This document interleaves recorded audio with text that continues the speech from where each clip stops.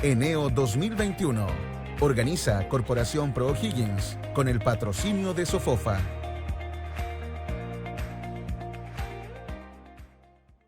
Muy buenos días, bienvenidos al encuentro empresarial de O'Higgins Eneo 2021, un espacio de conversación y análisis en temas de relevancia, por supuesto, para todas las regiones y para el país también. Eneo 2021 es organizado por la Corporación ProHiggins con el patrocinio de Sofofa. Queremos desde ya agradecer la confianza a nuestros auspiciadores, AgroSuper, Codelco Chile, División El Teniente, Mundo Pacífico, Minera Valle Central, INACAP, Casa Zúñiga, OTIC O'Higgins, ME Elecmetal, Cámara Chilena de la Construcción, Metrogras, Lipigas, Olivos Riego y Eton Farmacéuticas. Por supuesto, queremos agradecer también el interés de todos ustedes que nos están siguiendo conectados con los distintos canales en Eneo 2021. Hoy es el primero de 4 encuentros que vamos a tener y en esta oportunidad vamos a abordar en profundidad el cambio climático y energía. Para comenzar, quisiera saludar al presidente de la Corporación ProHiggins, Rafael Prieto Castillo. ¿Cómo está, Rafael? Bienvenido. Gracias, Bárbara. Muy buenos días. Nos quedamos contigo. Gracias. Quiero empezar saludando de forma especial a los invitados del día de hoy, también a Claudia Zamora, quien nos apoya en el lenguaje de señas, y a todas las personas que nos acompañan de manera virtual en esta edición de Eneo 2021. Para la Corporación ProHiggins y su comunidad de empresas socias, como siempre, es motivo de orgullo y satisfacción realizar un nuevo encuentro empresarial de O'Higgins. Esta es nuestra sexta versión, la que por segundo año consecutivo realizamos de manera online, durante todos los miércoles de agosto, y el objetivo es generar instancias de diálogo en torno a los temas relevantes para el desarrollo sostenible de nuestra región y del país. Iniciamos este encuentro con el tema de cambio climático y energía, el que nos posiciona ante nuevos escenarios y nos propone desafíos relevantes para el ecosistema productivo local y nacional. El siguiente encuentro será sobre trabajo y futuro. Luego continuaremos con emprendimiento y nuevos socios. Para cerrar este ciclo abordaremos el tema economía y desarrollo regional, donde exploraremos las opciones de crecimiento y reactivación, buscando fortalecer la competitividad y sustentabilidad de nuestra región. Agradezco a las empresas socias de ProHiggins por su capacidad de adaptación e innovación para proponer programas en contexto adverso, manteniendo en todo momento el contacto activo con las personas. Asimismo, agradezco a Sofofa por su patrocinio en este evento, a los auspiciadores por su apoyo, dan vida a esta nueva versión de Neo, y a nuestras media partners, Diario El Rancagüino, Poder y Liderazgo, Diario Sexta Visión y Radio Bienvenida. Estamos aquí para hacer un aporte y agente de cambio. La región hoy requiere de las habilidades, compromiso y visión de todos. Por eso los invito a conectarnos todos los miércoles de agosto a partir de las 9 horas. Bienvenidos y a seguir construyendo un territorio con innovación, emprendimiento y oportunidades. Muchas gracias. Muchas gracias, Rafael, y buenísima la invitación a conectarse todos los miércoles, tal como dices, con temas tan importantes como el que vamos a abordar hoy. La evidencia que va dejando cambio climático en Chile y en todo el mundo no se puede negar. Existen diversos fenómenos meteorológicos que podrían ser, y ya están siendo, de hecho, más recurrentes tanto en nuestro país, por supuesto, específicamente en la región de O'Higgins. Entonces la pregunta es, ¿hay algo que podamos hacer para adaptarnos a este cambio climático? ¿Existen medidas de mitigación para poder incorporarla, ya sea en la industria, en las empresas, como también en nuestros hogares? Para partir justamente hablando de esto, le quiero dar la bienvenida a Gianfranco Marcone, meteorólogo con 20 años de experiencia en el ámbito de pronósticos meteorológicos. Él es ingeniero civil industrial, magíster en cambio climático, fundador y actual team leader de Chile Weather. Nos quedamos contigo, Gianfranco, bienvenido.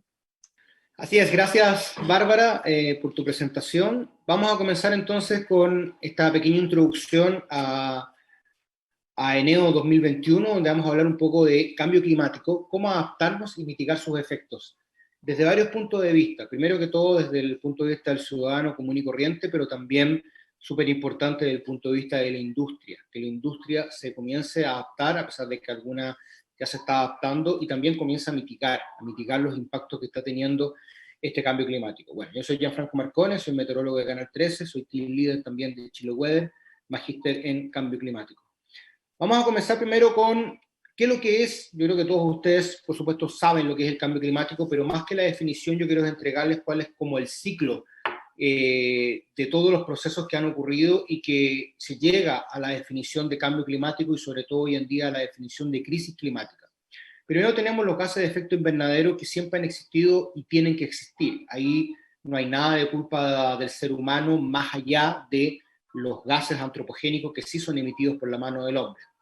Esto podemos definirlo de la siguiente manera, como que la Tierra tiene un chaleco o una chaqueta que permite que este planeta sea habitable. ¿Por qué? Porque permite que la temperatura se mantenga dentro del rango de confort, que es la ideal para la habitabilidad del ser humano, para la habitabilidad de todas las razas que existen animales, todos los ecosistemas, todos los microorganismos, etcétera, etcétera. Si no tuviésemos esta capa de gases de efecto invernadero, probablemente este planeta no sería habitable. Y ahí está un poco la clave de este tema, del cambio climático, la habitabilidad. El planeta no nos necesita para vivir, nosotros lo necesitamos a él para nosotros poder habitarlo. Si él cambia sus características de habitabilidad, de temperatura, de humedad, de precipitación, de ecosistemas, etcétera, probablemente en un futuro no va a ser un planeta habitable, es decir, el cambio climático no lo va a hacer explotar, no lo va a hacer derretirse, sino que le va a cambiar sus condiciones de habitabilidad y eso nos va a afectar principalmente a nosotros.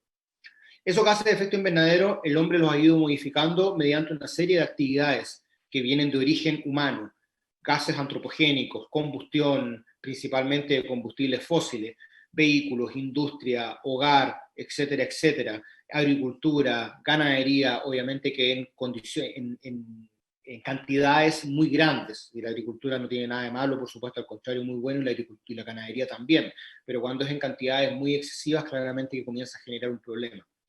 Eso ha generado que estos gases aumenten. De hecho, el año pasado se cumplió el récord en el observatorio en Hawái de gases de efecto invernadero. Y fue como súper paradójico, porque mucha gente pensaba, hoy estamos en pandemia, estamos en cuarentena, listo, se acabó el cambio climático, más encima se puso a llover en la zona central, nos olvidamos. Y al contrario, se dio la concentración más alta de la historia de gases de efecto invernadero. ¿Por qué? Porque los gases de efecto invernadero que hay ahora no son de ayer ni antes de ayer, son de años atrás, y se van a demorar años también en irse degradando y ir bajando sus concentraciones, y no va a ocurrir eso mientras nosotros no bajemos también las emisiones. Ese calentamiento, esos gases de efecto invernadero antropogénico aumentan la temperatura promedio de la Tierra, y el sistema Tierra-atmósfera es muy sensible. La atmósfera en sí es muy sensible a los cambios. Si hoy día, por ejemplo, yo les digo que teníamos una temperatura proyectada de 25 grados, por ejemplo, un ejemplo en Rancagua, y hay 26, ustedes probablemente no lo van a notar, porque no somos muy perceptivos para diferencias tan pequeñas. Pero si yo les hablo que el promedio de temperatura ha aumentado entre 1,2 a 1,5 grados a nivel mundial, claramente que eso sí lo vamos a percibir. ¿Por qué lo vamos a percibir? Porque para tener 1 grado más, 2 grados más de lo normal, significa que tenemos día a día cada vez temperaturas más altas, y eso sí lo notamos. Eso se conoce como calentamiento global, el aumento de la temperatura a nivel planetario. Eso por consiguiente genera un efecto de desorden de las variables meteorológicas, de violencia de las variables meteorológicas que se conoce como cambio climático. Y hoy en día, como adquiere características de un problema mucho mayor que nos llegó de sopetón cuando pensábamos que estos efectos recién iban a ocurrir en 20, en 30 años más, en 40 años más, se conoce como crisis climática. ¿Cuáles son las evidencias que podríamos decir? Y hay muchos escépticos que dicen, chuta, ¿cómo van a hablar de cambio climático si el clima siempre ha cambiado? ¿Cómo van a hablar de cambio climático si tenemos apenas datos de 150 años? Con suerte, en algunos países, en Chile, apenas tenemos registros desde el año 1906. Pero claro, hay estudios que abarcan los sedimentos marinos, que abarcan los glaciares, y que se ha podido determinar cuál ha sido la temperatura prácticamente desde el año 400 hasta la actualidad. Y la temperatura siempre ha cambiado. ¿Por qué? Porque el clima cambia, si eso no hay nada de ahí de mentira y no hay nada de que solo sea culpa del ser humano. No, el clima ha cambiado porque existen los gases de efecto invernadero de origen natural, erupciones volcánicas, el ser humano desde que existe y los animales hace sus deposiciones, va al baño, por lo tanto hay emisiones de gases de efecto invernadero normales. Ahí tienen un gráfico, por ejemplo, todavía hablando a nivel mundial, desde el año 1940, prácticamente se comenzaron a detectar los primeros aumentos de temperatura a nivel global sobre lo normal. Las curvitas, las rectas, mejor ¿cómo se llama? Las columnas naranjas, podríamos decir en el gráfico, que miran hacia arriba, son cuando los años han estado sobre los valores normales para la época, y las columnas azules cuando han estado bajo. Pero si se fijan, si bien esto comenzó el año 1940 aproximadamente, ya prácticamente desde el año 1980 solamente han sido años con temperaturas sobre lo normal a nivel global. No hemos tenido prácticamente ningún año. Entre medio sí algunos meses, pero en general prácticamente también todos los meses con temperaturas sobre los rangos normales para la época, aumentando cada vez más el promedio de temperatura a nivel planetario. Si seguimos sumando los indicios, podemos irnos, por ejemplo, a la cubierta nival, que, por ejemplo, hoy día también está muy crítica en nuestro país, con entre un 45 y un 100% de déficit con respecto a lo normal, pensando un 45%, por ejemplo, en la región del Biobío, cerca al 80% en la región de O'Higgins, y ya llegando prácticamente al 100% de déficit, es decir, tenemos un 100% menos de cobertura nival de lo normal este año. En la región de O'Higgins, un 85 más o menos por ciento menos de lo que es la normalidad. ¿Qué es lo que es la normalidad? El análisis de los últimos 30 años. Es decir, se toman los datos de los últimos 30 años de temperatura, de precipitación, de nieve, de la variable que yo quiera, que hoy en día es desde 1991 al año 2020, esos 30 años se analizaron y se saca cuál es la normalidad, y con respecto a eso se saca el déficit de superávit, que hoy, por ejemplo, el déficit de lluvia en la región de O'Higgins ya llega casi al 75-80%, dependiendo del lugar que esté analizando. Si yo tengo mayor temperatura, hasta en invierno, como lo que estamos viviendo hoy en día, por ejemplo, estos días, desde el lunes y hasta el día miércoles, por ejemplo, en la zona central, voy a perder también cobertura nival y voy a perder glaciares, como muestra este gráfico, que prácticamente desde el año 1990 hasta la actualidad hemos perdido mucha cubierta nival y hemos ganado bastante poca. Chile tiene 24.000 glaciares. De los 24.000 glaciares, solamente dos, es decir, ni siquiera 1.000, dos están produciendo hielo positivo. Todos los otros están con una pérdida consistente del hielo, por lo tanto, eso es una pérdida muy grande de las reservas de agua dulce. Si yo derrito glaciares, si yo derrito nieve, por otro lado voy a aumentar el nivel del océano, que también es súper preocupante, que tener un aumento del nivel del océano desde 1993 de 3,2 milímetros por año, el cual ha aumentado, porque en promedio es de 1,7 milímetros por año. Que aumente el nivel del mar también es algo normal, pero no en los niveles que está ocurriendo ahora, generando que sectores costeros, por ejemplo, de la región que nos interesa hoy en día, que es la región de O'Higgins, pueda generar algún tipo de problemas en sectores de la costa, como por ejemplo Pichilemu, en Matanza, Navidad, por ejemplo, todos los sectores de la costa, toda la costa que tiene la región de O'Higgins, porque hablamos de un nivel del mar más alto, algunos sectores que podían ser inundados, a pesar de que la región de O'Higgins no está dentro de los más amenazados desde esa variable, pero sí marejadas que están siendo cada vez más intensas. ¿Por qué? Porque yo tengo un nivel del mar más alto. Si yo tengo un vaso con agua, y lo tengo hasta el tope con agua, voy a pegarle un pequeño movimiento y el agua se va a salir. Si yo lo tengo más a la mitad, por más que mueva el vaso, probablemente el agua no se va a salir. Y lo mismo en el océano. Si yo tengo un nivel más alto, cualquier marejada que pueda venir, por más que sea muy intensa o un poco intensa, esa marejada es más probable, con un nivel más alto del mar, que pueda llegar, salirse de sus cauces más lejos que con un océano con un nivel más normal. Además que estamos teniendo sistemas frontales más importantes, más intensos, más violentos, que generan también eventos de marejadas más intensos. Esto es una realidad que nos llegó, no sé si de sopetón, como decimos, o así de una, porque es algo que se viene diciendo hace mucho tiempo. Lo que pasa es que claramente hace mucho tiempo también no se tomó en cuenta. Pero sí nos hemos dado cuenta que prácticamente desde el año 2000 en adelante han llegado los mayores impactos, sobre todo yo diría en esta última década. Este año ha sido muy llamativo, sobre todo en el hemisferio norte. Acá en la zona central también, metropolitana, Valparaíso, región de O'Higgins, muchos días con el cielo prácticamente despejado, lo que, ya, una cosa es que no llueva en la zona central porque estamos en una mega sequía, pero además otra cosa muy distinta es que tengamos prácticamente cero nubes y con una humedad relativa muy baja, lo que es una condición típica de una estación de verano. Acá tiene, por ejemplo, algunas noticias que, si bien son cosas que vemos todos los años, son cosas que cada vez estamos viendo más, con mayor frecuencia, con mayor violencia, generando también mayores daños en infraestructura, generando también mayor cantidad de muertes, lo que hace que seamos una raza muy vulnerable. Y ahí está un poquito lo que les decía al principio. El planeta no nos necesita a nosotros lo necesitamos a él, porque si el planeta no tiene sus condiciones que nosotros necesitamos, prácticamente probablemente va a ser muy complicado vivir en él o va a ser también poco habitable y probablemente aumente la migración, aumente también la adaptación o personas que simplemente no se van a poder adaptar y van a tener que cambiarse de lugar producto de las condiciones climáticas que están siendo cada vez más agresivas y más distintas. Este gráfico es bastante decidor, que se los quiero mostrar, que habla de, voy a salir un poquito de la presentación para mostrarles cómo ha ido aumentando justamente la temperatura a nivel mundial, a nivel planetario. Ahí tenemos desde el año 1880 hasta la actualidad, van viendo que estos son todos los países del mundo que tenemos estación meteorológica oficial, ahí vamos ya en 1950, van viendo que los círculos se van poniendo de distintos colores. Cuando se pone más naranjo y más rojo, hablamos que la temperatura en ese lugar está 1 grado y hasta 2 grados sobre los niveles normales para la época.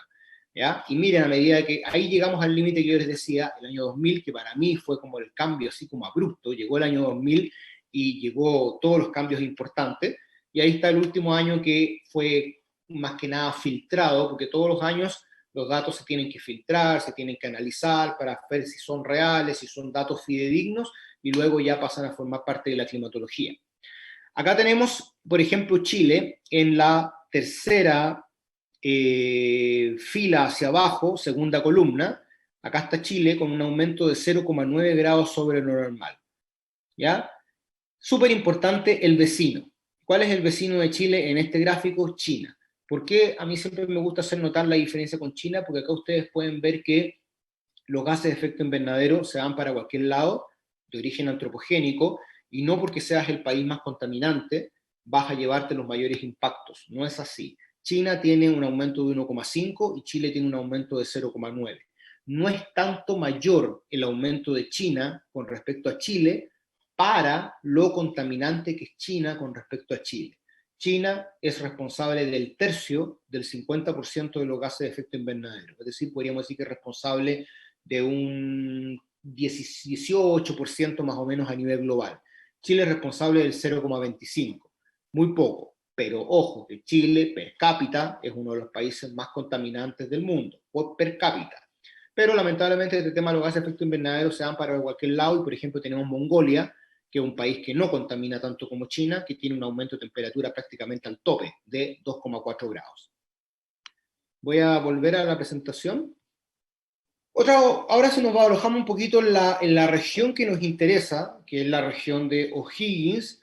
Hay una serie de fenómenos que, volviendo un poquito a lo mismo, no es que no hayan ocurrido antes. En realidad en meteorología no hay nada nuevo. Yo por lo menos no he visto nada nuevo. No hay un fenómeno nuevo, no hay una nube nueva, no hay un tipo de precipitación nueva, no. Son fenómenos todos conocidos que han ocurrido, pero están ocurriendo con una mayor violencia en lugares donde frecuentemente no ocurrían y también con una mayor frecuencia. Esa es la gran diferencia. Como dice este titular acá, ¿qué tan frecuentes pueden ser estos eventos? Acá tenemos una zona de nuestro país que abarca principalmente desde el sur de la región de Coquimbo hasta la isla grande de Chiloé, que es la zona donde en Chile desde el año 1633 hay registros de tornados y de trombas marinas. Entonces uno podría decir, chuta, Chile es un país de tornados. Sí, si bien no es un fenómeno que está dentro de nuestra climatología. ¿Por qué no está dentro de nuestra climatología? Porque no ocurre todos los años, no como los huracanes en Estados Unidos, que ocurren todos los años, por lo tanto se sabe que entre junio y diciembre hay huracanes en Estados Unidos, en el Atlántico y el Pacífico, por ejemplo.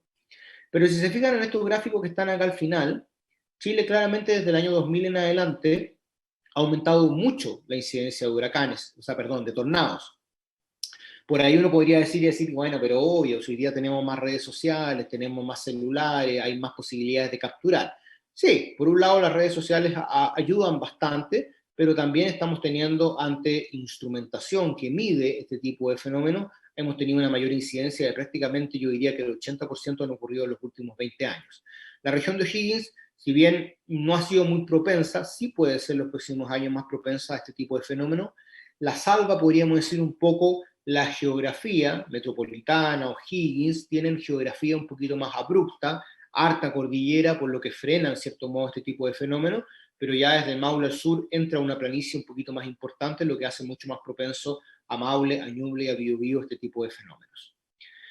Acá tienen, por ejemplo, un gráfico que habla desde prácticamente el año 70 hasta la actualidad, cuál ha sido el movimiento de la precipitación en una localidad de la región de O'Higgins como lo es Santa Cruz, desde el año 1970 hasta el año 2018. Y es súper importante hacer notar cuál es la real incidencia que tiene el fenómeno del Niño en estas zonas de nuestro país, en la zona central principalmente, porque la agricultura se basa en conocer las heladas, en conocer, por ejemplo, la precipitación, en conocer los golpes de sol, etcétera, etcétera. Si se fijan, hemos tenido picos de precipitaciones muy importantes, por ejemplo, este que está acá, del año, del año 82, que fue un Niño muy importante. Después tenemos el 97-98, que también fue un fenómeno del Niño muy importante. Pero ojo que después algo pasó. Tuvimos un Niño en 2002, ya, que dejó precipitaciones, pero tampoco tanto. Y ojo, que llegó el Niño en 2015.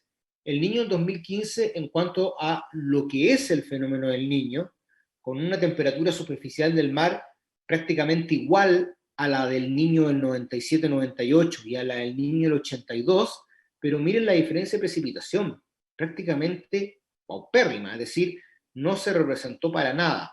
Entonces ahí, después del año 2010 principalmente, del 2000 diría yo, algo está pasando con estos patrones climáticos que tenemos en nuestro país, que ya no están funcionando como se estimaba, que uno decía Niño, comenzaba a aplaudir porque iba a llegar la lluvia, sobre todo, por supuesto, si estamos hablando de invierno, y si decíamos niña, chuta, comenzábamos a tiritar porque si llegaba esa niña en invierno o primavera, nos iba a dejar una estación muy fría, con muchas heladas y también muy seca. Pero hemos tenido fenómenos del Niño últimamente y no se han representado como tal. Y ahí la mano claramente se la cargamos, y hay que cargársela porque está todo evidenciado que es así, al cambio climático. Otro tipo de fenómenos que están comenzando a llegar a toda la región de O'Higgins y han dejado estragos los últimos años, de hecho la misma lluvia que tuvimos en enero, esta imagen, la última, es de esa lluvia de enero, esos parrones en el suelo, porque claro, con el peso del agua cayeron rápidamente y se fue al rábano todas las uvas que habían ahí. Estos cortes que tienen las uvas acá también, producto de los granizos. Es un fenómeno que está siendo más propenso en la zona central, región de Valparaíso, Metropolitana, O'Higgins, Maule, precipitaciones del tipo convectivo, producto de las altas temperaturas. ¿Qué son las precipitaciones de tipo convectivo? Son precipitaciones de nubes de desarrollo vertical. Nubes de desarrollo vertical, conocidas también como cumulonimbus, las cuales te generan un movimiento dentro de la nube, una formación de energía que te provoca chubascos, es decir, precipitación fuerte. El chubasco a veces se confunde, no es una precipitación débil, sí es intermitente, pero es una gota grande de caída violenta. Granizos, que afectan mucho a una actividad como la agricultura. Uno podría pensar que esta primera imagen es nieve. No, esta primera imagen son granizos en un campo, la temperatura no está fría. Lo que pasó, por ejemplo, en el verano de este año, y si no fuese por esa precipitación del verano de este año, los números serían mucho más malos de los que son en cuanto a precipitaciones en la zona central, en la región de O'Higgins. Gracias a esa precipitación del verano, estamos apenas empatando el año más malo de nuestra historia, que es el 2019. Si no fuera por esa precipitación del verano, probablemente ya sería lejos el año más seco de nuestra historia. Yo creo que igual lo va a ser, porque esos números del verano son muy engañosos. Una lluvia que hizo más daño que beneficio. Por lo tanto, hay que considerar más que nada la precipitación desde después de marzo en adelante, y esa ha sido en realidad bastante poca. ¿Qué podemos hacer entonces ante este problema? Como industria, por ejemplo, como ustedes, como una asociación, como todas las industrias de nuestro país y de todo tipo de rubro, porque la meteorología, el clima, el tiempo, si lo miramos en un contexto del día a día, afecta e influye en toda actividad productiva. Primero que todo, capacitarnos. Es súper importante capacitarnos, lo que llamamos nosotros la cultura meteorológica. Si tenemos cultura sísmica, también tenemos que tener cultura meteorológica. Capacitar a todas las organizaciones sobre la realidad climática que tiene nuestro país y en específico la región o las regiones donde trabajan. Impulsar planes, proyectos y programas sostenibles en un marco de estrategias de mitigación. Ojalá políticas a nivel gubernamental también que ayuden a que esos planes puedan ser un poquito más efectuados no solamente por las grandes empresas, sino que también por las pequeñas, por las pymes. Implementar nuevos sistemas de producción con tecnologías cada vez más limpias. A veces, hoy día creo que no tanto, pero antiguamente se era más reacio a esto, porque claro, eran tecnologías a lo mejor más costosas. Hoy en día, si bien todavía son costosas, van siendo cada vez un poco más accesibles, o al menos hay subsidios, pensando desde el punto de vista a lo mejor de las energías renovables. Pero son también estrategias y son sistemas que me van a traer un beneficio después porque me generan un ahorro también bastante importante. Diseñar políticas institucionales, políticas públicas en el marco de la sostenibilidad y buenas prácticas ambientales.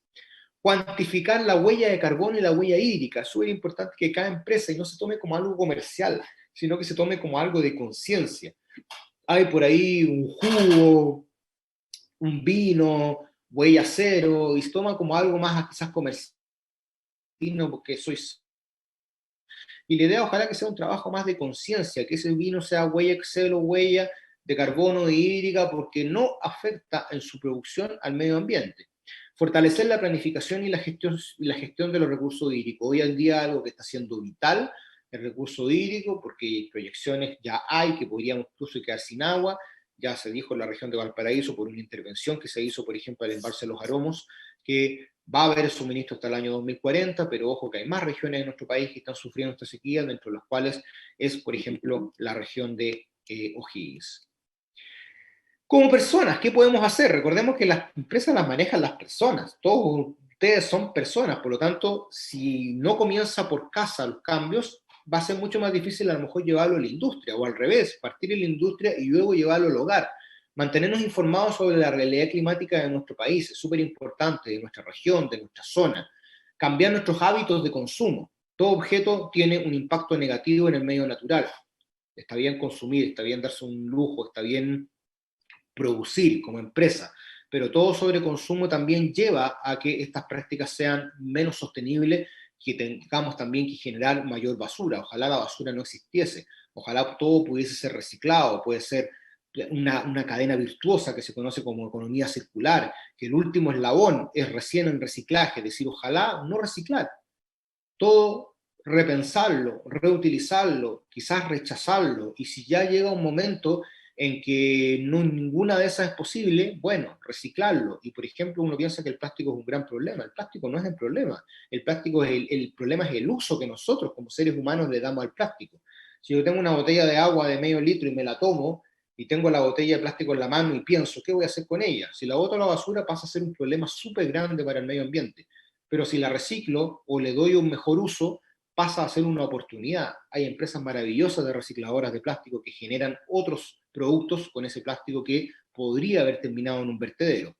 Vivir a través de la cultura basura cero. La cultura basura cero habla de que la basura no existe, la basura es un invento del ser humano. Si ustedes ven cualquier especie en el mundo, ninguna genera basura. Una manzana se cae de un árbol, pasa a formar parte del suelo rápidamente, se va a degradar. Un animalito que hace sus necesidades también, esa necesidad va a pasar a formar parte de la tierra.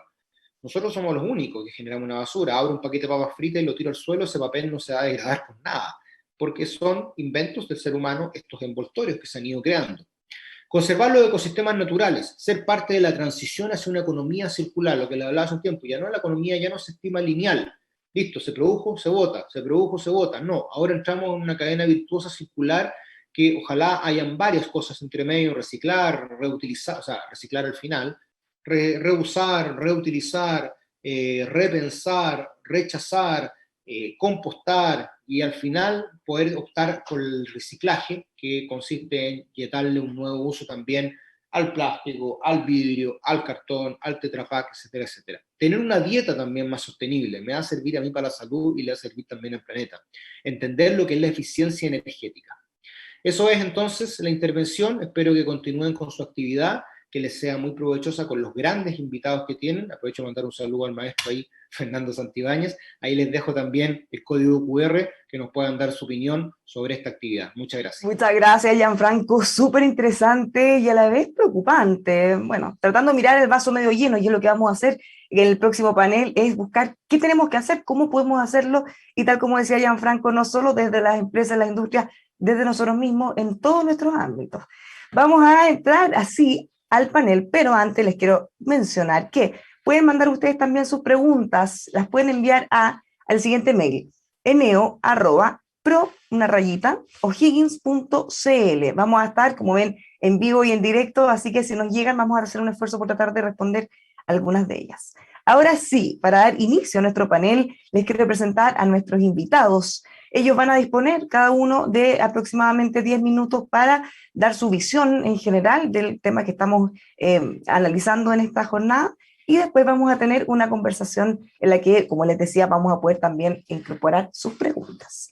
Nos van a acompañar María Teresa González, gerenta general de StatCraft en Chile. ¿Cómo estás, María Teresa? Bienvenida. Hola, Bárbara, muchas gracias. Muchas gracias por acompañarnos. Pues también, ya como lo saludaba Gianfranco anteriormente, Fernando Santibáñez, ingeniero agrónomo y doctor en bioclimatología. ¿Cómo está, Fernando? Hola, Bárbara, muy buenos días. Buenos días. Pues también nos acompaña Cristian Vergara, gerente general de SBio. ¿Cómo está, Cristian? Hola, Bárbara, muy buenos días. Muy bien, gracias.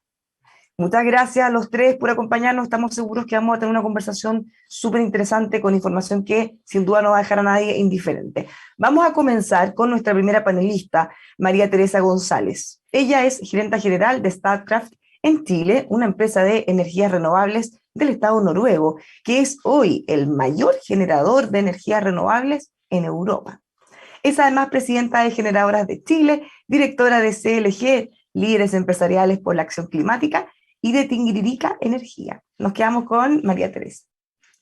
Muchas gracias, Bárbara.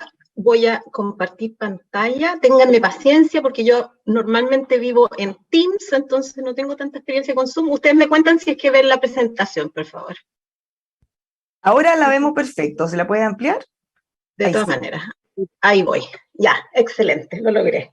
Oye, nada, primero buenos días a todos y a todas, darles las gracias por esta invitación a ProHiggins, a Braulio, a Rafael. La verdad es que para nosotros es un honor poder participar. La región de O'Higgins está hoy día en el centro de las actividades de nuestra compañía y esperamos poder ser un aporte al desarrollo sostenible de esta importante región, así que feliz de estar acá. Para empezar, y díganme ustedes si ven, si pasa la slide, porque yo no los veo a ustedes, así que entiendo que pasamos a la segunda slide, ¿sí? Sí. Perfecto. Les quiero contar un poco de mi empresa, que es bastante nueva en la industria de la energía en Chile. StatCraft es una palabra un poco compleja porque es noruego, ¿verdad? Stat es Estado, Kraft es energía, significa la energía del Estado de Noruega. Somos la empresa estatal noruega de energías renovables. Nosotros tenemos 126 años de historia. Hoy día, como decía Bárbara, somos el primer generador de energía renovable en Europa y tenemos presencia en 17 países del mundo. En Latinoamérica estamos en Brasil, Perú y más recientemente en Chile, pero estamos con un plan muy ambicioso de crecimiento a nivel global. ¿Por qué estamos en este ambicioso plan de crecimiento? Como humanidad nosotros tenemos un tremendo desafío, ya lo esbozaba Gianfranco, y fíjense en este número. No lo digo yo, lo dice Bill Gates en su libro Cómo evitar un desastre climático. Se los recomiendo porque es un libro súper didáctico que nos permite entender el cambio climático. Nosotros tenemos que pasar de 51.000 millones de toneladas de gases de efecto invernadero que como humanidad estamos produciendo cada año a cero. Ese es el desafío que tenemos. Y esto solo lo vamos a lograr si es que entendemos la urgencia climática y si es que avanzamos muy aceleradamente en el desarrollo de energía solar y eólica, y además en nuevas tecnologías que nos permitan de alguna forma limpiar la energía. Y en eso estamos como compañía, en StatCraft, nuestra visión. Hoy día, lamentablemente, el consumo y la producción de energía representan el 75% de emisiones de gases de efecto invernadero. Todavía, lamentablemente, el 80% de la matriz de energía está compuesta por combustibles fósiles y ese es el desafío que tenemos por delante. Nosotros en StatCraft tenemos una visión bastante positiva, a pesar de los pronósticos bien catastrofistas, porque estamos convencidos de que para mantener la temperatura de nuestro planeta por debajo del punto de no retorno y evitar este desastre climático, ¿verdad?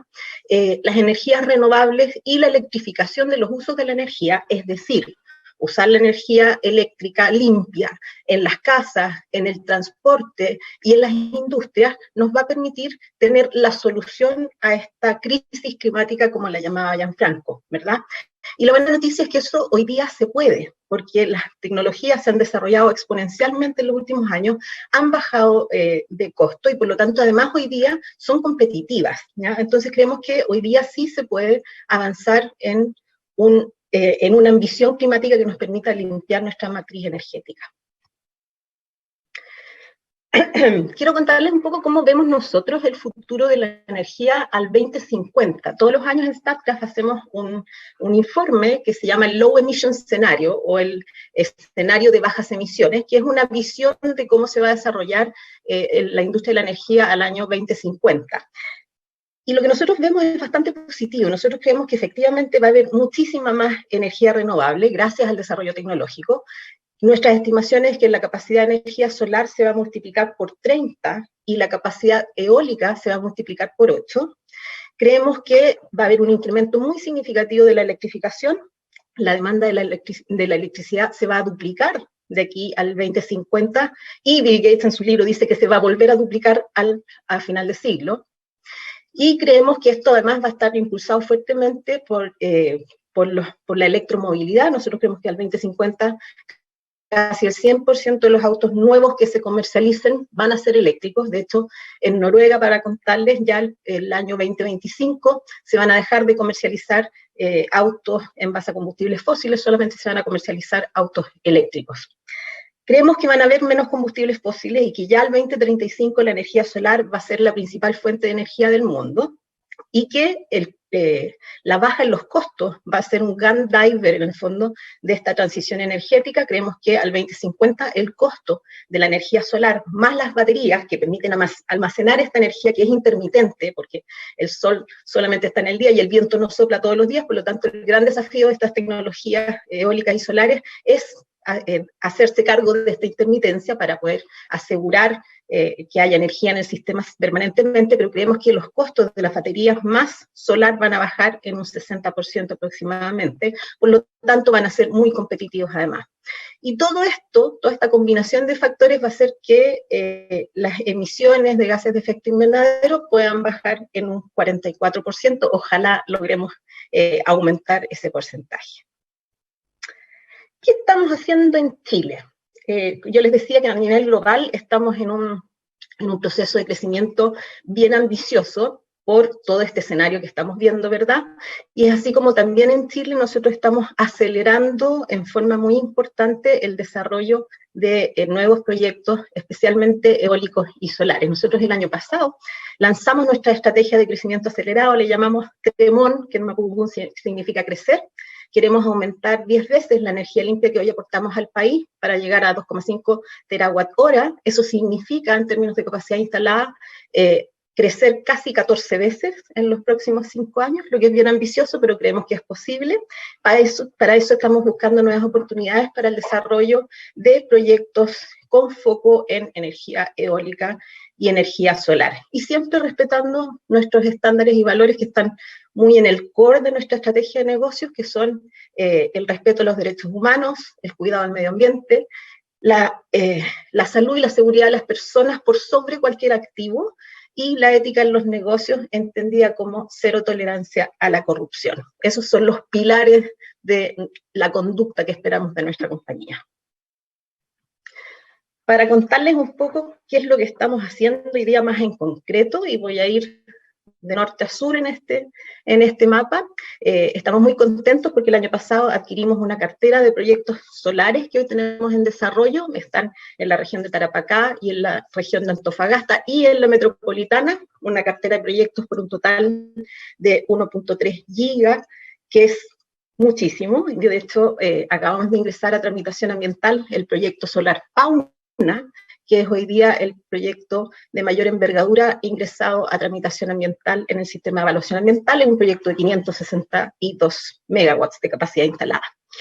Después vamos hacia el sur y lo que les contaba en un principio, la región de O'Higgins es precisamente una de las regiones donde nosotros estamos teniendo gran actividad.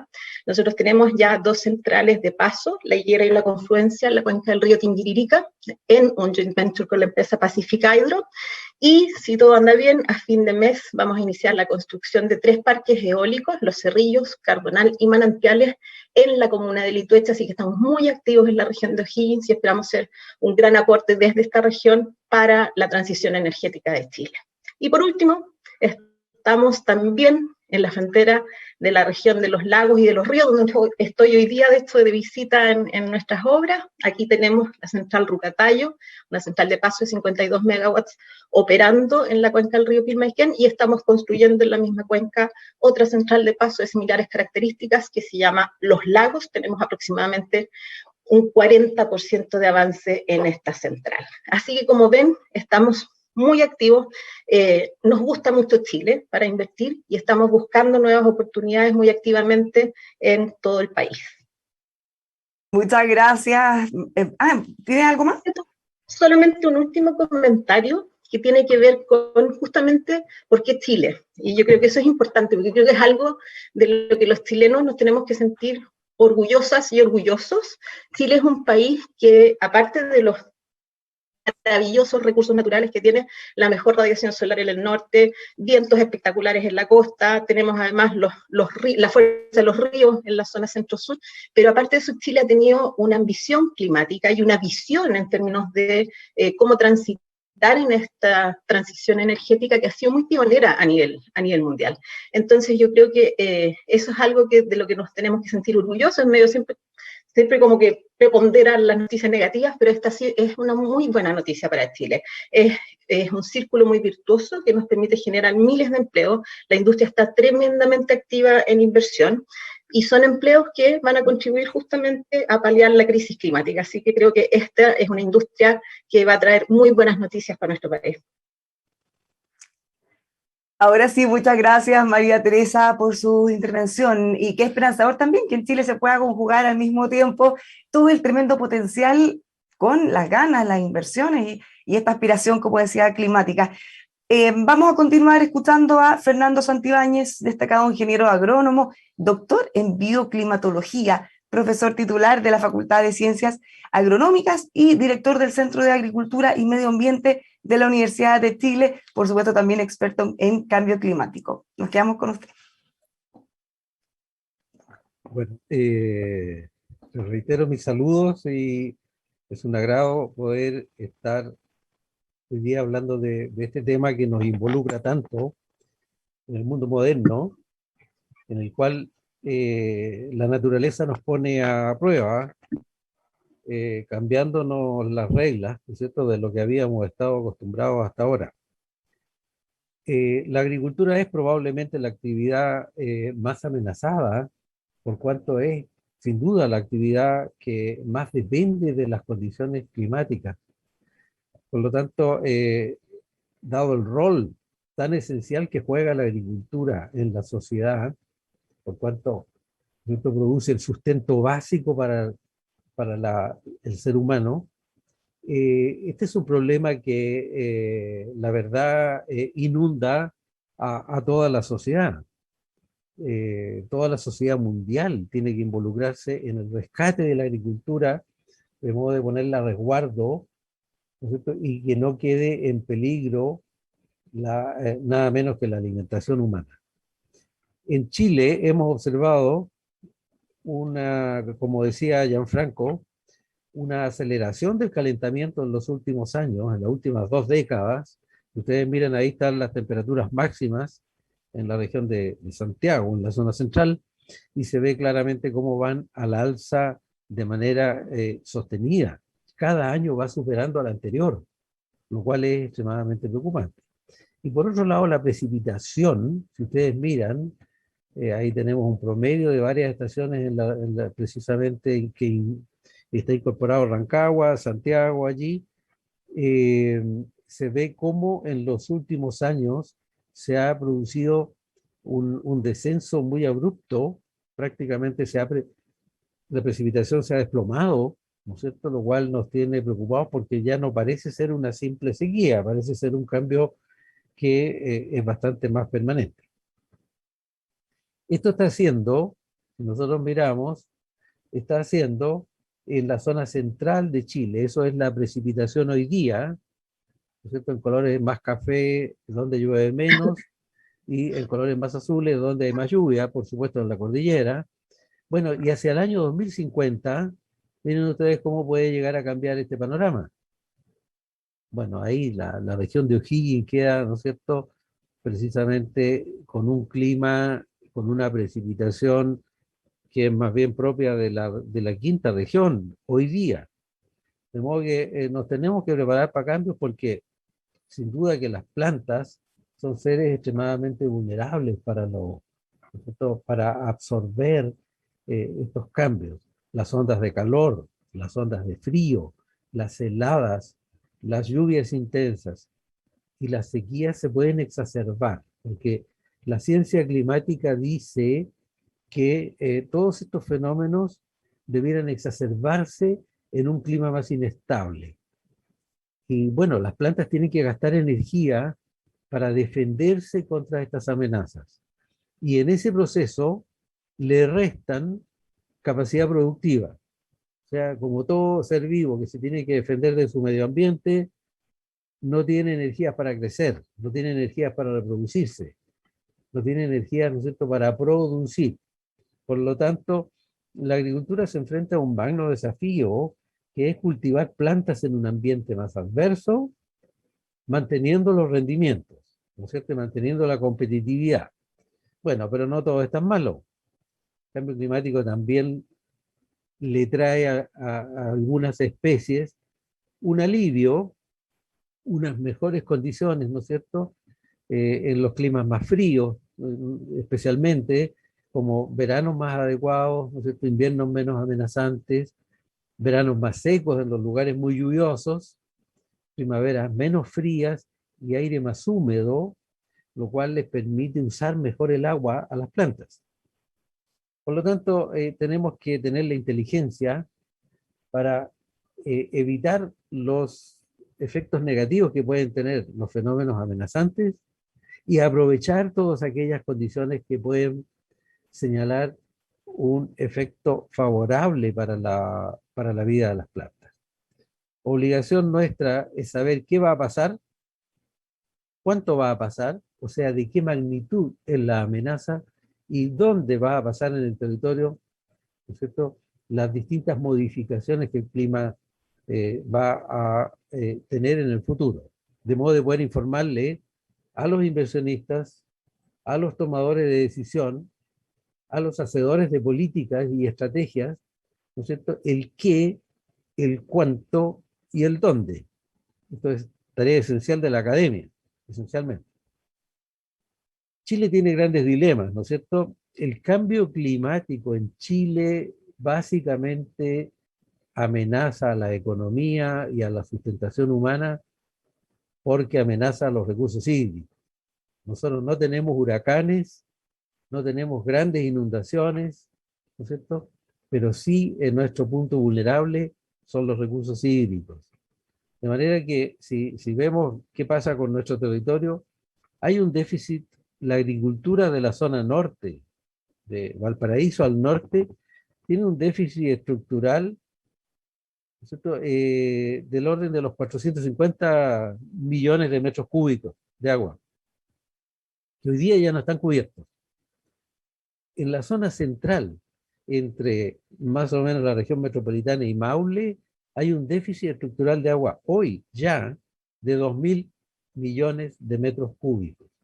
O sea, hoy día ya tenemos castigada nuestra capacidad productiva por una menor dotación de agua, ¿no es cierto?, de 2.000, casi 2.500 millones de metros cúbicos. Mientras que de Maule al sur, más bien de Ñuble al sur, hay excedentes de agua del orden del 4 a 8.000 millones de metros cúbicos, o hectómetros cúbicos, ¿no es cierto?, y de el río Tolten al sur, no está bien cuantificado, pero es del orden de los como mínimo de 12.000 millones de metros cúbicos de agua que no se han usado hoy día y que podrían llegar una fracción de ellas, de esas aguas, podrían llegar a ser usadas. Por lo tanto, tenemos el gran dilema. ¿Qué hacemos a futuro? ¿Llevamos el agua hacia donde todavía existe, hacia zonas deficitarias, ¿no es cierto? Y ahí surgen todos estos proyectos de carreteras hídricas, o llevamos la agricultura donde está el agua? La verdad es que aquí no hay una elección que haya que hacer por una opción o por la otra. Ambas cosas son parte de la racionalidad hídrica del país a futuro. Parte de la agricultura va a tener que desplazarse más al sur, pero también es posible que podamos hacer una ingeniería hidráulica en Chile que permita de alguna manera mitigar el efecto que el cambio climático va a producir en una lógica de solidaridad hídrica, tal como la hay en otras áreas de la economía. La hay en las áreas de la minería, en la área de la energía precisamente. No todas las regiones de Chile, ¿no es cierto?, producen la energía. Unas producen más energía de la que requieren y la comparten con las otras regiones. Bueno, ¿por qué con el agua no se puede aplicar una lógica similar? A futuro, en un plan para transitar hacia una adaptación, nosotros debiéramos cumplir 4 etapas. Primero, la primera, lo más lógico en cada región, incluido en la región de O'Higgins, es maximizar la eficiencia de los recursos que hay hoy día. Es lo más barato, ¿no es cierto? Mediante inyección de napas, construcción de embalses e infraestructura de riego, lagunas someras, ¿no es cierto?, que permitan en las partes bajas de los ríos acumular el agua durante los inviernos, que normalmente es agua no usada y que simplemente escurre al mar. Se puede tomar una parte de esa agua y acumular en la parte baja de los ríos para reinyectarla, ¿no es cierto?, hacia atrás, hacia la cuenca durante el verano. En una etapa 2, facilitar la emergencia de polos agrícolas en sitios que tengan claramente ventajas competitivas. Por ejemplo, en la costa, donde las demandas evaporativas son menores, por lo tanto, con menos agua yo puedo producir más. Para eso se requieren políticas públicas, ¿no es cierto?, políticas de fomento. Nuevas fuentes de agua. Ya vamos entrando en acciones que son cada vez más costosas, ¿no es cierto? Como las aguas renovables no convencionales, ¿no es cierto? ¿Cuáles son? Carreteras hídricas, ¿no es cierto?, que representan una nueva fuente de agua. Desalación, que está lejos de ser una opción para la agricultura por ahora por el costo.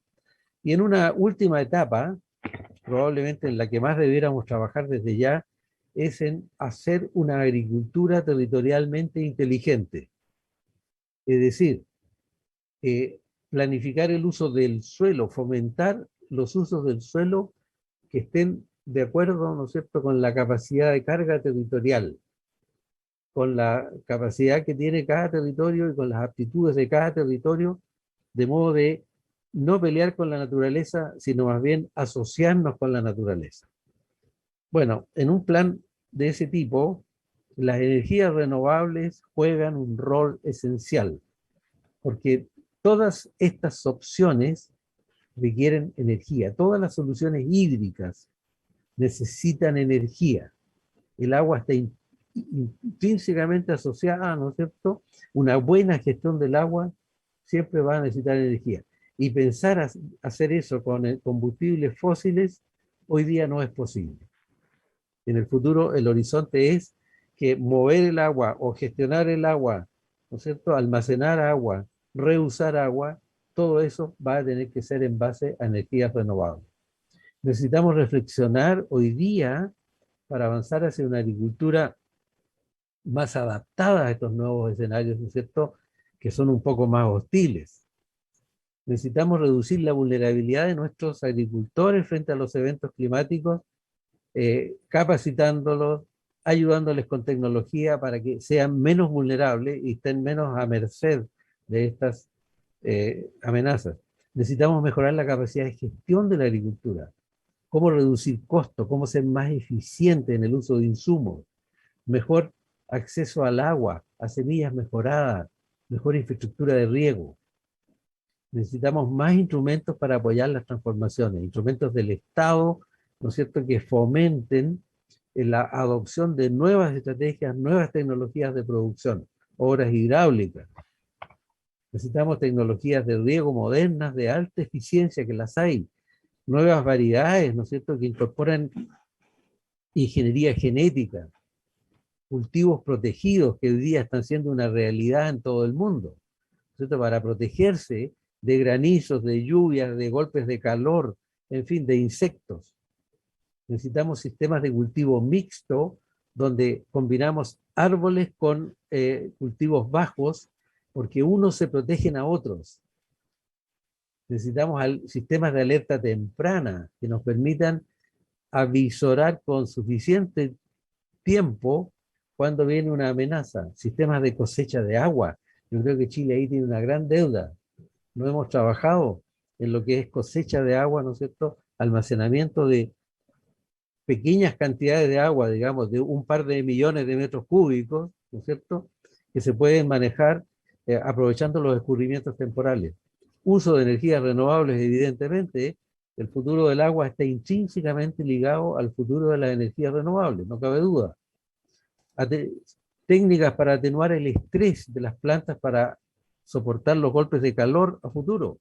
Y sobre todo, una agricultura climáticamente inteligente que sintonice el uso del suelo con la real aptitud de cada territorio. Ni siquiera conocemos cuál es la real aptitud de cada territorio, no está mapeada aún. Que sintonice, ¿no es cierto?, con las cotas de recursos naturales disponibles. ¿Cuánta agua hay en una región? ¿Hasta qué superficie podemos fomentar riego? ¿Y desde qué momento tenemos que desincentivar, ¿no es cierto?, proyectos que sigan aumentando la demanda de agua, para no cometer los errores que cometimos en algunas regiones del norte, ¿no es cierto? Prevención de riesgo, seguro agrícola, que optimice el uso del agua, la energía y los insumos. Bueno, muchas gracias. Muchas gracias a usted, súper interesante, vamos a tener muchos desafíos en agricultura en un súper corto plazo también. Antes de continuar, les recuerdo que nos pueden enviar sus preguntas a eneo@pro-o'higgins.cl. Finalmente, le damos la palabra a Cristian Vergara, gerente general de Esbio, quien es ingeniero comercial y cuenta con una experiencia de más de 21 años en la industria sanitaria. Cristian. Bárbara, necesito que Fernando baje su presentación para poder subir la mía. Sí. Ya. Estamos en el tema técnico. Vamos a hacer el cambio para poder comenzar con la presentación de Cristian. A ver si lo podemos hacer en los próximos segundos. Si la administración lo puede, yo no tengo acá el comando. Vamos a ver, don Fernando, si puede cerrar su presentación. Y sí, ahí lo logro. Perfecto, ahí ya. Ahora sí, estamos en proceso viendo la presentación de Cristian Vergara. La vemos. Perfecto. Lo primero que quiero partir es agradeciendo la invitación que me hacen a este Eneo, que tiene un tema súper relevante para el país y que es súper necesario tener una discusión, y 10 minutos siempre se van a hacer pocos, ¿ya? Eso quiero partir diciendo y aclarando. Contarles quién es Esbio. Esbio somos los responsables de llevar el agua a las familias que están presentes desde la región de O'Higgins hasta la región de Ñuble, y tenemos que llevar el agua y después recolectar esas aguas que se usan para poder tratarlas y disponerlas a los recursos, a los medios de agua, cuerpos superficiales, descontaminados. Y como estamos hablando de la contaminación del cambio climático, quiero partir diciendo que Chile cumple 7 de los 9 criterios que estableció la Convención del Marco de las Naciones Unidas para identificar la vulnerabilidad de los países que están hoy día afectados por el cambio climático. Y lo que vemos es que Chile se ha transformado en un país más desértico. Los colores naranja muestran cómo ha ido avanzando la desertificación. Los colores rojos ya son zonas desérticas, y esto ha ido avanzando desde el norte hasta el centro. Hemos visto cómo lagunas han desaparecido en el transcurso de los años, Y algo que recién Fernando planteaba, decía, oye, llevemos el agua del sur hacia el norte. Bueno, esta es la realidad que estamos viviendo en la región del Biobío, con uno de los ríos más caudalosos de Chile, que es el río Biobío. Esta es la situación actual que estamos viviendo hoy día debido a la baja pluviometría que estamos teniendo. Entonces, los impactos del cambio climático sí lo estamos viendo y están presentes en el territorio. En Chile estamos teniendo una discusión bien interesante de uno de los recursos que más se va a ver afectado con el cambio climático, y ese recurso es el agua. Fernando lo decía, vamos a tener menor disponibilidad. Gianfranco mostraba los números, la región de O'Higgins tiene un 85% de déficit nival en la cordillera, y hoy día hemos centrado la discusión en este gráfico de torta, es decir, prioricemos el agua para el consumo humano, y no hay duda de que eso es una de las primeras y las más relevantes funciones del agua para la sociedad. Tener agua es necesario para el consumo de las personas. Pero esa distribución del consumo del agua nos ha invisibilizado una segunda dimensión que es tan relevante o más relevante aún que la distribución del uso antropocéntrico del agua. Y es qué pasa con los ecosistemas que sustentan este recurso tan necesario. En Chile tenemos 101 cuencas hidrográficas, 1.251 ríos, 12.784 cuerpos de agua, 24.114 glaciares, y que en la discusión no hemos tenido en vista esta mirada antropocéntrica, de decir, el agua lo usamos para beneficio del ser humano, pero ¿qué pasa con la mirada ecocéntrica? ¿Cuándo vamos a cambiar el tono de la discusión, no solo en el sentido de para qué necesitamos el agua, sino que cómo somos capaces de preservar el cuidado del agua en todos estos ecosistemas que son la base para poder tener y para poder desarrollar todo el uso del recurso hídrico del país? ¿Qué tenemos que hacer? Y aquí tenemos dos caminos que recorrer. El primer camino es que esto lo estamos viviendo hoy, y la problemática que tenemos hoy día es que tenemos que resolver cómo vamos a enfrentar hoy la escasez hídrica. Y por lo tanto, lo que estamos haciendo en Esbio es aumentar la oferta disponible a través de infraestructura resiliente, incorporando innovación y más tecnología. Solo en el 2021 estamos haciendo inversiones por 80.000 millones. En el quinquenio tenemos inversiones por 269.000 millones. Y de esos 53.000 millones son solo obras necesarias para aumentar la oferta disponible, y que en ninguna casa de las zonas urbanas del país donde es abastecido por Esbio tenga discontinuidad de servicios por efectos del cambio climático y la escasez hídrica. Pero no solo tenemos que seguir disponibilizando inversiones, sino que también tenemos que incorporar nuevas soluciones y más tecnología. Y es así que estamos partiendo con soluciones que nunca antes habíamos discutido en el sur de Chile, desaladora, en Pichilemu y Loca, con incorporación de tecnología a través de boyas ultrasonido para evitar el deterioro de la fuente, el monitoreo y el uso del Big Data, y los sensores de monitoreo del contaminante de la fuente, particularmente en ríos. Todo esto ha sido un tremendo éxito de la industria sanitaria, que en los peores momentos de sequía a ninguna familia en las radios de zona urbana donde son abastecidos por las empresas de agua se ha cortado el suministro a raíz de esto. Este es un gran camino que tenemos que recorrer hoy, porque esto está pasando hoy día, pero ¿es sostenible seguir disponibilizando fuentes eternamente? Claramente no lo es. No podemos seguir disponibilizando fuentes de un recurso que es finito, y por lo tanto acá tenemos una segunda actuación que tenemos que resolver, y es que tenemos que cambiar nuestras conductas y los hábitos del uso del agua. Tenemos que cambiar el diseño de los artefactos que estamos incorporando en la construcción de las viviendas. Tenemos que cambiar la definición del paisajismo que estamos incorporando a las ciudades. Tenemos que lograr eficiencias en el uso del agua. ¿Esto es posible? Por supuesto. Un ejemplo es el estado de California, en Estados Unidos, donde entre el 2012 y el 2016 se ha podido disminuir en un 21% el consumo de agua y un 16% en sectores urbanos. El último llamado que hace el gobernador es a lograr una eficiencia hídrica en el consumo de agua en un 15%. ¿Y por qué tenemos que avanzar en esto? Porque una de las principales razones que es el consumo humano del agua es lograr equidad territorial. ¿Qué es lo que es la equidad territorial? La equidad territorial es la dimensión espacial de la justicia social en los territorios. Hoy día, en zonas urbanas, podemos decir que el 99,98% de las personas que habitan este sector tienen acceso al agua potable en igualdad de condiciones, sin importar su condición económica o su condición social. Por lo tanto, esto es uno de los principales fondos que tiene el recurrir con el consumo humano a los territorios. Y hemos sido exitosos en las zonas urbanas. Pero ¿qué pasa en las coberturas en zonas rurales? En las coberturas en zonas rurales solo se alcanza esta equidad territorial con una cobertura de un 71% del agua.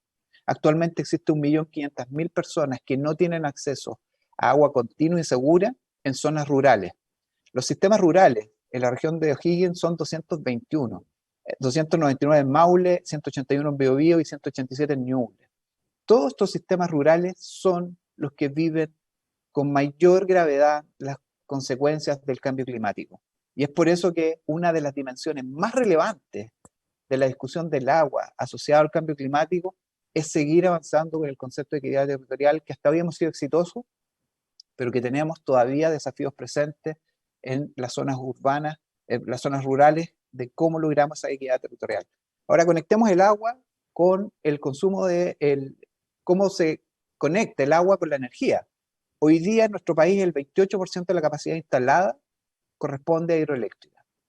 Y lo que estamos viviendo es que cada vez es más difícil poder articular este 28% porque hay menos agua disponible. Hay centrales que en verano son testimoniales y no producen ningún kilowatt de energía asociado a esas centrales hidroeléctricas. Es esperanzador lo que nos contaba María Teresa, de decir que se está diversificando la matriz energética hacia energías renovables. Y es una muy buena señal porque, tal como decía Fernando, todo lo que se produce se necesita energía. Y el agua es uno de los principales, del 28%, insumos para poder generar esta energía, que tiene como consecuencia que el reemplazo de esta energía que se genera a través de la hidroeléctrica tiene que ser al mismo costo y al mismo impacto para poder seguir desarrollando los sectores productivos de nuestro país. Y por último, quiero terminar con una noticia que se comentó el otro día, y es que el 29 de julio el planeta agotó todos los recursos renovables que se generan para poder ser utilizados y consumidos en el año 2021. El 29 de julio se produjo ese día y hoy día estamos viviendo al crédito sobre los recursos naturales.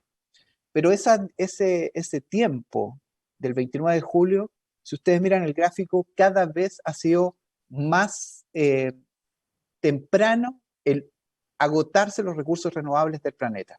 En 1970 era el 29 de diciembre, el 2021 fue el 29 de julio, el 2000 era el 23 de septiembre. Ahora, este número, un promedio general, en nuestro país es súper dramático, porque si ustedes miran este otro gráfico, Chile agotó sus recursos renovables el 17 de mayo.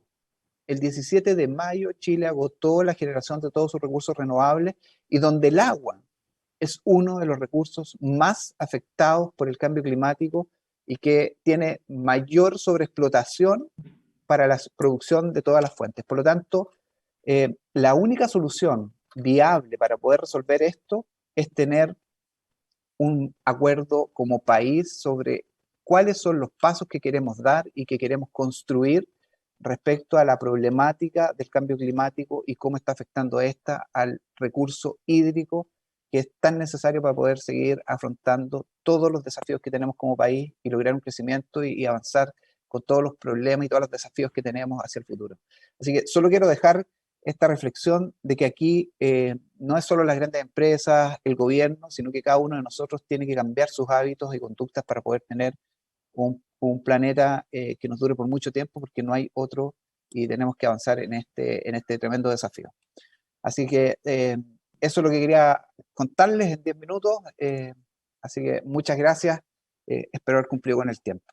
Muchas gracias, Cristian. El tiempo siempre se hace muy corto, pero queremos aprovechar la instancia de la experiencia de todos ustedes para profundizar justamente en algunos de los puntos que mencionaron y para linkear lo que nos mencionaba recién Cristian con algunas de las cosas que expuso en un comienzo María Teresa. María Teresa, ¿cómo ves esa evolución? Se dice cada día la producción generada en base a agua es más compleja porque se dispone de menos.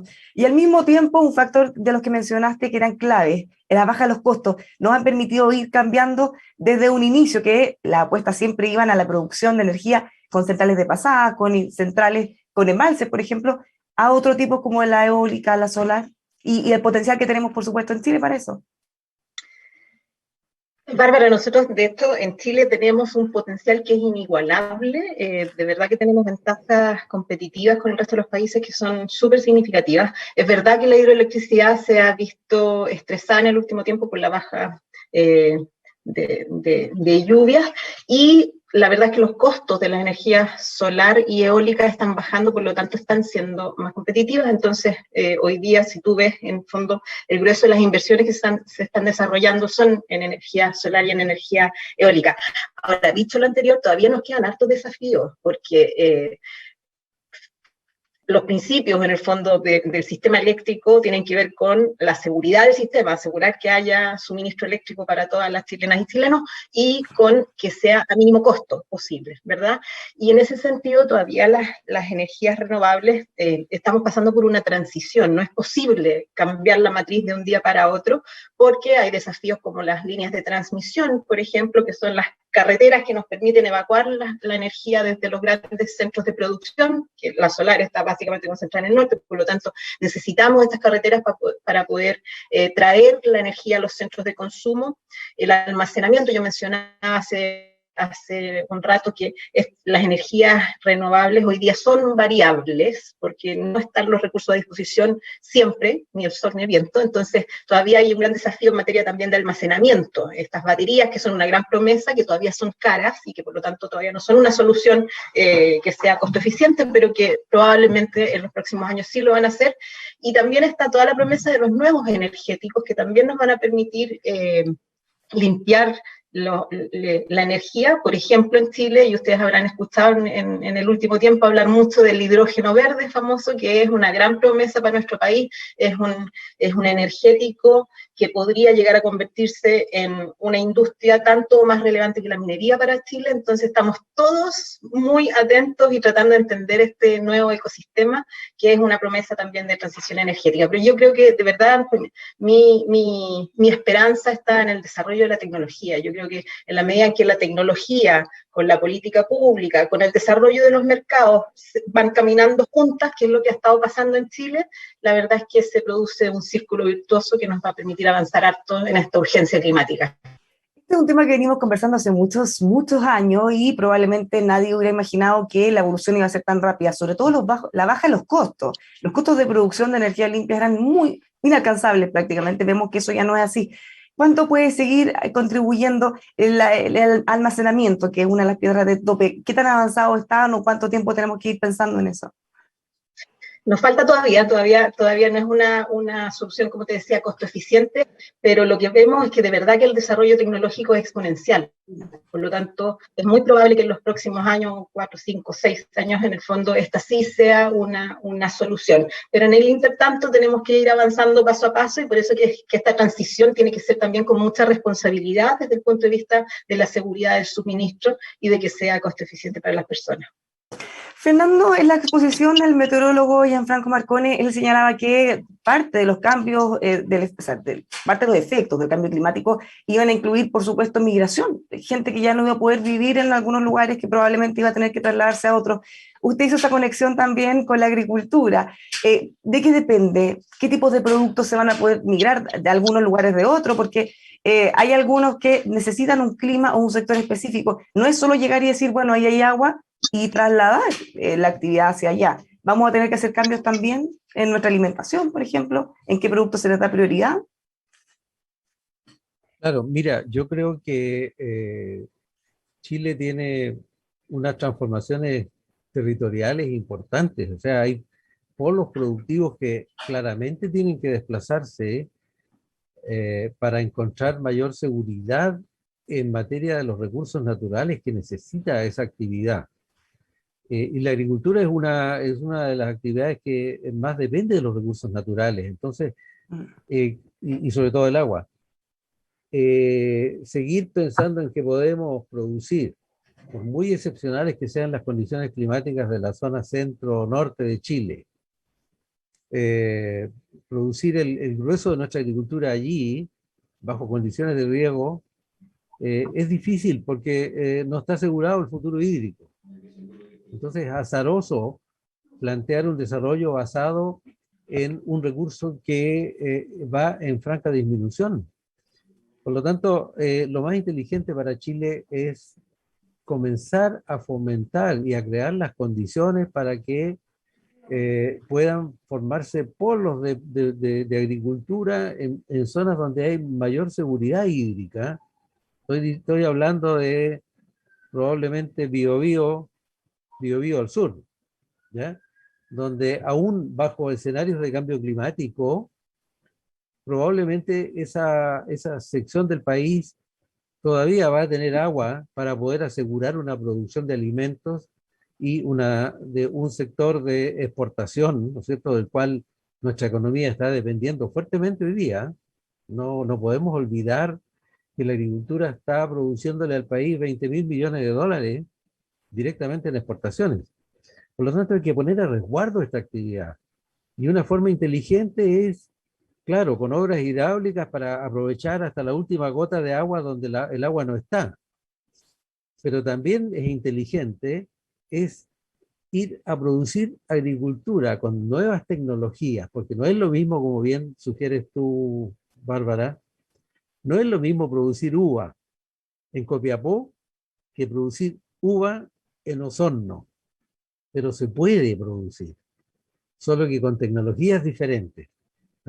Entonces tenemos que desarrollar esas tecnologías para ir a ocupar nuevas zonas del territorio con esta tan importante actividad. Bueno, ese era otro punto que me llamó la atención de su presentación, porque siempre se suele poner el ojo en la sequía, pero hay otros factores, el cambio en la temperatura, tenemos heladas fuertes, tenemos también olas de calor y de frío, ¿cómo también podemos ir trabajando con eso? Porque claro, podríamos eventualmente disponer de recursos agua, pero quizás es más difícil luchar contra lo otro o adaptarlo. Claro, mira, lo más difícil de lo que tú mencionas, aparte del agua, de luchar contra la falta de agua, es luchar contra el exceso de calor. Para el hombre común no es un tema, digamos, porque no logran entender. Por cada grado que aumenta la temperatura, la producción se desploma en un 20%, la capacidad productiva. Entonces, se va a poder producir agricultura en forma competitiva si la temperatura vuelve a subir otro grado, aparte del que ya subió en este último siglo. Probablemente no. Los rendimientos van a ser tan magros, ¿no es cierto?, que simplemente no van a pagar los costos. Por lo tanto, también hay que poner la agricultura a resguardo de esa situación. Y eso va en la misma dirección del agua. Felizmente Chile tiene un territorio, ¿no es cierto?, extremadamente extendido en latitud, donde vamos desde el paralelo 18 hasta el 54, 55. Por lo tanto, vamos a tener que repensar el territorio y dónde vamos a hacer qué tipo de agricultura, ¿no es cierto? Vamos a seguir siempre cultivando el Valle de Copiapó, no les quepa duda. Siempre va a haber agricultura en el Valle de Copiapó. Pero los nuevos crecimientos de la agricultura no van a ser en Copiapó, ¿no es cierto? Los nuevos crecimientos de la agricultura van a ser probablemente de Biobío al sur, que es donde tenemos la mayor seguridad, aún en un escenario de cambio climático, de poder seguir teniendo una agricultura competitiva. Pero para eso necesitamos tecnología, mucha tecnología. Una última cosa breve a propósito de lo que estábamos hablando. Incluso con más tecnología, incluso logrando trasladarnos a zonas que puedan ser más beneficiosas, ¿qué pasa con los productos que estamos consumiendo? Hay algunos que son más intensivos en agua, otros que necesitan climas especiales. ¿Ve o visualizan que podamos tener cambios justamente en lo que vayamos a tener que consumir para que sea sustentable? Mira, este es un problema mundial. el abastecimiento de la mesa cotidiana de alimentos. Porque resulta que lo que comemos todos los días, ¿no es cierto?, tiene que ver con la pequeña agricultura. El 80% de los alimentos que consumimos diariamente no son producidos por la gran agricultura, son producidos por la pequeña agricultura, ¿no es cierto? Y por lo tanto, es probable que se produzca un encarecimiento de los productos agrícolas en el futuro, porque esas nuevas tecnologías que estamos hablando son caras. Ojalá, como decía María Teresa, el costo de la energía renovable baje rápido, porque si no, la propia energía va a ser la que va a presionar al alza los precios de los alimentos. Por lo tanto, y también probablemente se va a producir una segregación a futuro de lo que es el agua para consumo humano, sin duda que es la primerísima de las prioridades en todo el mundo. Pero probablemente hay otra agua que también es prioridad, que es la de la agricultura para regar los productos básicos que alimentan cotidianamente a la familia. Esa agricultura no va a poder migrar a Puerto Montt ni a Chiloé. Se va a tener que seguir haciendo en Santiago, aquí, en el cordón hortícola de Santiago, porque eso es lo que nos alimenta. La agricultura menos esencial para la mesa, más esencial para la economía, que es la de exportación, probablemente así puede emigrar hacia polos de desarrollo que la mantengan en unos niveles de competitividad más altos. Por lo tanto, tenemos que solucionar ese problema que está ahí en carpeta. Cristian, volviendo también a uno de los puntos planteados y que se toman la agenda, los debates, ya sea en el proceso constituyente, en el Congreso, siempre se habla de la necesidad de asegurar el consumo para los humanos, ¿cierto? Cuando veíamos la torta de cómo se distribuye actualmente el agua, cerca del 8% mencionabas que se destinaba a consumo humano. Entonces, la pregunta es, cuando se dice que no hay agua o que tenemos que asegurarnos que exista para el consumo humano, se confunde por un lado la disponibilidad, que la tenemos, con el acceso a ciertos sectores. Usted mencionaba entre medio la dificultad para llegar a algunas zonas rurales. Pero efectivamente, la discusión en el país está bien álgida respecto a los temas de agua. Y tal como tú señalas, Bárbara, hay un cierto consenso en el país que el agua tiene que ser prioritaria para el consumo humano. Y en eso yo creo que todos los sectores estamos de acuerdo que debiese ser así.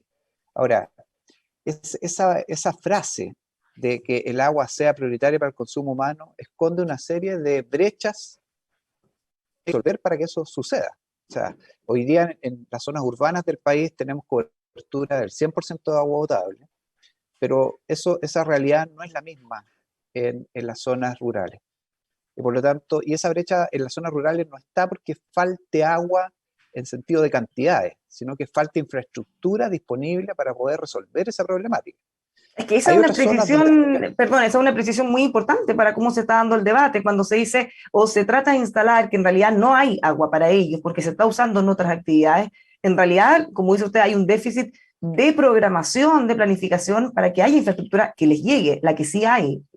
Efectivamente hay brechas de infraestructura en algunos sectores que, como yo presentaba, afortunadamente en los sectores, en las zonas urbanas, por una política país que tomamos hace 20 años, donde se decidió que toda la infraestructura fuese desarrollada por empresas privadas para poder asegurar el consumo humano, nos ha permitido hoy día, ante estos eventos de cambio climático y una condición de escasez hídrica sin precedentes, que a ninguna familia de las zonas urbanas le falte el agua. Ahora, esa realidad no es la misma en todas las zonas geográficas de nuestro país, y es ahí donde tenemos que seguir avanzando, no solo en garantizar que el agua sea la prioridad para el consumo humano, sino que también en resolver las brechas de infraestructura, en resolver la gobernanza del agua. Eso es un tema súper relevante que tenemos que discutir en el país, de cuál es la gobernanza del agua en el amplio sentido y en una mirada holística de los consumos del agua, porque decir que solo el agua se va a usar para consumo humano es una mirada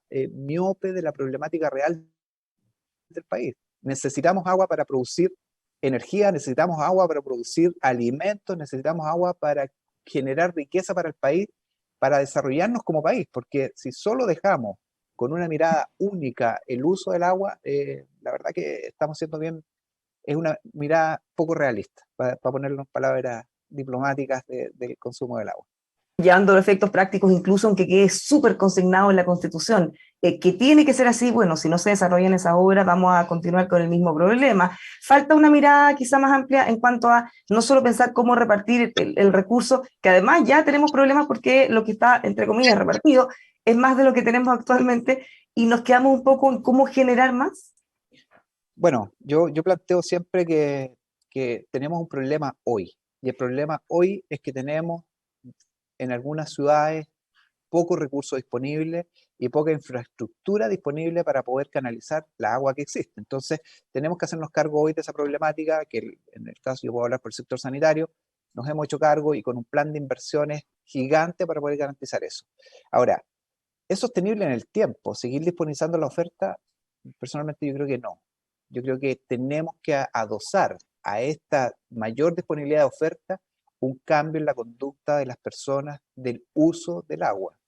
No podemos seguir disponibilizando fuentes si no incorporamos tecnología en los riegos de nuestros cultivos. No podemos seguir disponibilizando fuentes si no abaratamos los costos de la energía renovable para poder disponibilizar más fuentes. Entonces, hay una serie de factores que tenemos que ir mirando y que no van solo en la línea de seguir disponibilizando fuentes, sino que también tenemos que llevarlo, cada uno de nosotros, la tarea a nuestro hogar de ver cuál es el uso que estamos haciendo del agua, qué artefactos tenemos. Mira, un ejemplo bien gráfico.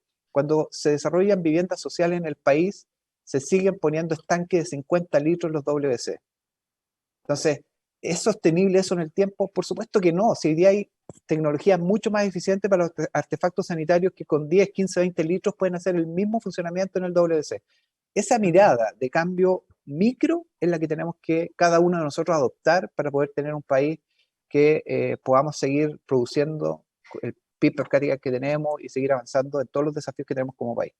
Bueno, en materia energética se ha avanzado cuando instancias como cambiar ampolletas, por ejemplo, de bajo consumo. Bueno, quizás esto es una cosa más o menos equivalente que debería incorporarse en todos los ámbitos, no solo en uno en particular. María Teresa, y pensando en los desafíos, usted al principio nos planteaba que tenemos 51.000 millones de toneladas de gases invernaderos que tenemos que llevar a cero. ¿Hay proyecciones? ¿Es viable que pudiéramos hacer una cosa así? ¿En cuánto tiempo? Sabes que yo creo que sí, yo les contaba que nosotros en StatCraft por lo menos somos bien optimistas y yo creo que, insisto en el concepto, yo creo que cuando se alinea en el fondo, se alinean los mercados, los consumidores, yo creo que es súper importante lo que decía Cristian recién, porque al final cada uno de nosotros también empujamos estos cambios. Cuando nosotros consumimos más sostenible, nosotros empujamos estos cambios, empujamos a los mercados, y cuando eso se alinea con el desarrollo tecnológico y con la política pública, nosotros creemos que ahí hay un tremendo espacio. Si tú ves los compromisos que ha hecho, por ejemplo, China, que son súper significativos en el fondo de ser carbono neutral al 2060, o al presidente Biden volviendo al día siguiente que asume su gobierno al Acuerdo de París, yo creo que esos son justamente esas tremendas economías, en el fondo son las que van a empujar estos cambios. Yo soy bien optimista, tengo mucha fe en las generaciones jóvenes, uno ve que realmente, claro, en nuestras generaciones todavía nos cuesta un poquito entender la urgencia de estos cambios, pero yo veo a mis hijos, en el fondo, cómo consumen alimentos, cómo compostan los residuos orgánicos, cómo reciclan la basura, y creo que de verdad hay mucha conciencia en las generaciones jóvenes y eso va a acelerar los cambios de todas maneras. También hay mucho incentivo hoy día en el mundo de las inversiones. Uno ve como grandes fondos de inversiones como BlackRock, por ejemplo, le envía una carta a todos los CEOs de la compañía donde invierten diciéndoles, ¿sabe qué? Esto ya no es sostenible, o sea, empiecen a mirar el largo plazo y nosotros ya no vamos a invertir, por ejemplo, o van a desinvertir en carbón. Entonces yo creo que esas son señales muy potentes que van finalmente tirando el carro y gracias a la tecnología que se desarrolla exponencialmente, yo creo que finalmente va a ser posible. Los seres humanos vamos a ser lo suficientemente inteligentes como para lograr encontrar un camino y no terminar con este planeta inhóspito, como dice por ahí un autor, producto del cambio climático. Son hechos concretos que van marcando la diferencia. Una última cosa breve para cerrar. Siempre hablamos de las energías renovables, proyectos que sean de alguna manera más limpios o podemos generar más energía, pero ¿cómo impacta eso mismo también en el cambio climático? ¿Te refieres a cómo impactan los proyectos de energías renovables? Claro, cómo impactan también pensando en esta nueva economía, nuevas matrices energéticas, en el fondo, en la nueva forma en cómo vamos a tener que vivir conviviendo y de alguna manera frenando todos estos efectos que mencionaron en un principio del cambio climático. Yo lo mencionaba en mi presentación, nosotros creemos que las energías renovables son la solución, en el fondo, es la forma que tenemos de acelerar esta transición energética, de limpiar la matriz, pero eso también aparejado con que los consumos de energía, hoy día la energía y los gases de efecto invernadero se producen fuertemente en los modos o los usos que nosotros hacemos de la energía como seres humanos. No solamente en la electricidad es un 25-27% en el fondo de ese consumo de energía, pero está la fabricación de productos como el acero, como el cemento, está el transporte, ¿verdad? Como también otro gran driver, está la forma en que nos calefaccionamos o que enfriamos. En Chile no se da tanto, pero el aire acondicionado también es un gran generador de gases de efecto invernadero. Entonces, prácticamente todas las actividades humanas tienen esta componente y generan estos gases de efecto invernadero. Entonces también tenemos, y vuelvo a lo que decía Cristian, nuestra conciencia como personas, finalmente el cambio de comportamiento de cada uno de nosotros, entender que ojalá tratemos de electrificar los usos de la energía en la casa, ahora que la matriz está yendo hacia energías renovables, en el fondo, ahí se produce algo que es virtuoso, que tiene que ver con que la energía va a ir limpiándose, entre comillas. Bueno, justo se da la paradoja ahora que estamos en pandemia, encerrados en términos relativos, teletrabajando también, aumenta contaminación, justamente por lo que usted menciona. Uno pensaba que solo cuando la gente sale o se moviliza los vehículos, pero al estar en la casa a calefaccionar, por supuesto, también se va disparando. Muchísimas gracias a los tres. Se hace corto el tiempo, estuvo súper, súper interesante. María Teresa, Cristian, Fernando, por sus presentaciones. Muchas gracias. Gracias, Bárbara. Muchas gracias, Profi. Sí. Muchas gracias, muy entretenidos también, los felicito y queda de lo que conversamos mucho para quedar reflexionando después. Hemos llegado así al final de este primer encuentro de NEO 2021. Le queremos agradecer nuevamente a todos nuestros invitados, muy especialmente a ustedes que nos están viendo desde el otro lado de la pantalla y se han conectado esta mañana con nosotros.